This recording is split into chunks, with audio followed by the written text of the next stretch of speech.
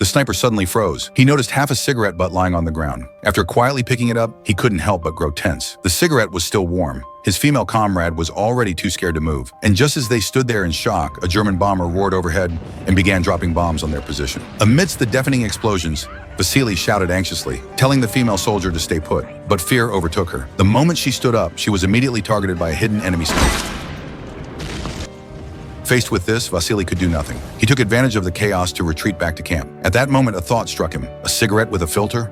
This was no ordinary German soldier. What chilled him even more was that the filter had no bite marks, meaning the smoker had nerves of steel. Sure enough, after an investigation, the enemy turned out to be none other than Major Cohn, the head of the German sniper school. The next day, the political officer assigned Vasily a new partner, a sniper who had studied in Germany and was once Cohn's personal student. But strangely, the Germans made no move that day.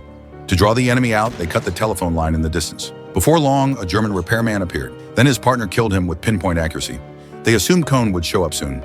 But even by noon, no one came. The scout decided to go collect snow to melt for cooking. He hadn't been out long before he was captured by the hidden Germans. When Cohn interrogated him, the scout refused to give up Vasily's location. So Cohn dressed him in a German engineer's uniform and forced him to pretend to fix the phone line. The scout could barely breathe from nerves, praying the comrades upstairs would recognize him. Meanwhile, Cohn had already gotten into position.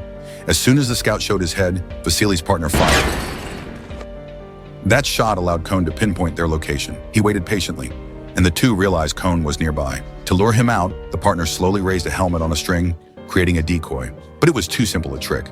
In fact, a tactic Cohn had invented. Cohn saw through the ruse instantly and predicted their next move with precision. Soon after, the partner lowered the helmet, convinced Cohn wasn't around, and decided to relocate to search for the scout. What they didn't know was that Cohn had already mapped out their every step.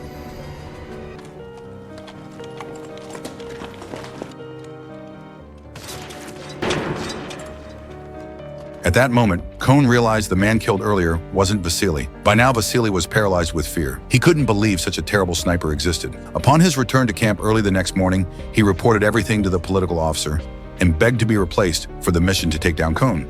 But the officer refused and ordered him to continue without rest. According to new intel, the Germans were planning an attack on the steel plant by noon, and Cohn would be lying in wait there.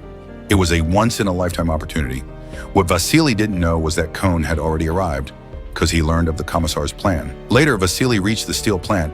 He was puzzled as to why the political committee had sent him a new recruit as a partner. But because of the rookie's lack of experience, their position was quickly exposed.